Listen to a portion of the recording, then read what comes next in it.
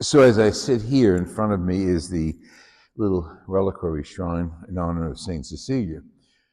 Two strong women today we honor. One is Cabrini, whose feast day it is, and of course the patron of our parish, Saint Cecilia, also the patron of music, as you know. But today the scriptures are interesting because they're foundational, they're basic, especially the continuation of Paul's letter to Titus. What should you be? How should you act? Basically, that's what the letter is telling him. And because of Jesus in their lives, this was first century, their lives should change. They shouldn't be the way they were before they became Christian. And he's very clear, don't be foolish, don't be disobedient, be peaceful, be considerate, slander no one. And they applied 2,000 years ago, applies today too. So knowing Jesus does affect how we act and how we behave in the world. Should be the way we are identified as people who imitate Jesus, loving, non-slanderous, non-confrontive, not gossips, and he talks about that as well. So people who follow Jesus have to always be conscious, we are invited to always be conscious of our actions and how they reflect Jesus. As they come out of us, they reflect Jesus. The responsorial psalm speaks for itself. It's so beautiful that God is always with us and taking care of us. All of these themes play into Mother Cabrini. On a personal level, my family has had a devotion to Mother Cabrini. Her full name is Francesca Xavier Cabrini. Since I can remember, we had a little statue of her at our family altar. And it started, I think, well, one, we were in an Italian ghetto in Jersey City. That's where we lived. Everyone was Italian. I didn't know non-Italians until I went to high school, and that's not a joke. Everyone was Italian. I went to high school and everyone was Irish, and I was shocked. I was, oh my God, people really looked like this? Anyway, and it was different. It was a different look. So, and the food was very different. Bologna sandwiches, please. We used to bring meatball sandwiches and sausage sandwiches. Okay, so I'm bringing the Italian culture into it. But that's what Mother Cabrini did. She brought Italian culture into the United States, into the Americas.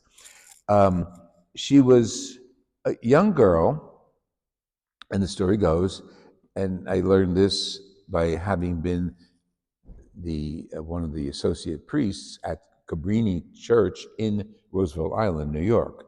I was there for 7 years, and beautiful church and beautiful memories. And right adjacent to that shrine, a little right away, is the shrine of Mother Cabrini. Her body is enshrined in the convent there, and now it's a big church that's built around the shrine of her body in Fort Tryon Park in New York. Mother Cabrini, she's a little girl, comfortable family, northern Italy, Codagna, and she was interested in the water, a little girl making, stories in her head. She would fold up pieces of paper and put them as little sailboats in the water, in the river, and watch them go. And one day she said to her parents, I want to be a missionary like St. Francis Xavier. And I want to travel in one of these boats to China. Now think of that. This 1800s, this little kid wants to go to China. I can't even imagine what China was like then. And she wanted to go to China to bring Christ to China. She wanted, like the scriptures, take the personality of Christ and bring it through her to the people of China. Okay, God had a different plan. She's an educator. She teaches. She applied to a religious order. She wasn't accepted. So then finally she asked the bishop of the diocese to give her a blessing that she can be a teacher. and ask other women to join her. So they did. They joined her, and eventually that became a congregation, and they were called Missionary Sisters of the Sacred Heart. So, as a missionary sister, I'm jumping ahead, but you can't be here all day. As a missionary sister, she appealed to the Pope to carry her missionary work to China. So she went to Pope Leo. She had an audience. I mean, how easy was that to get an audience? I don't know. It's not easy now. So she goes and she meets the Pope. She tells him her plans. I'm truncating the story. And he says, no, you're not going to go to China. No, I don't want you to go to China. She meets him again. She says, I want to go to China. I want to bring the God's word. She says, you know what? The Pope says, you know what? The Italians who left here the last few decades are in New York and United States, and they're suffering, and they need education, they need food. They're in poverty, unbelievable poverty. Go west, he says, instead of going east to China. And sure enough, she went to America. She came to America. And right now, it's funny, it's like all about me today. Right now, the church where I'm serving now in New York, St. Anthony of Padua, is in the heart of Little Italy, in the heart of where she served. Some of the buildings are still there. They're renovated, but are still there where she served. And the Italians there, her primary focus, have great memories of her. Now, there's a beautiful movie that came out not long ago, and it was released by Angel. It's about Cabrini. You get a chance, either on one of your Netflix things or movies, Cabrini, go see it.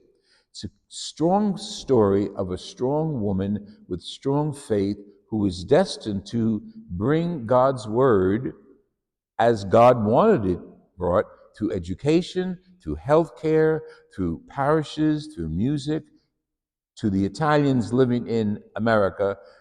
Then this girl, I go back to when she used to float the little boats, fell in the water one day and she nearly drowned.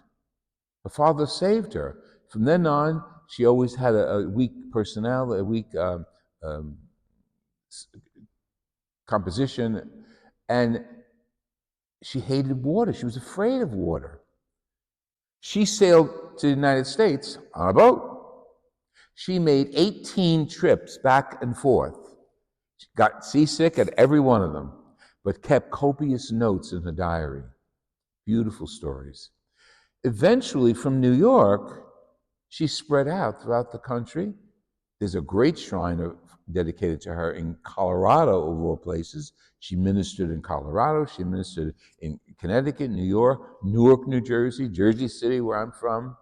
And her sisters, the Missionary Sisters of the Sacred Heart, are still around, doing less missionary work, more education, because they opened up schools, hospitals, clinics, healthcare facilities, all through the intervention of one of the strong women we celebrate today, Francesca Xavier Cabrini.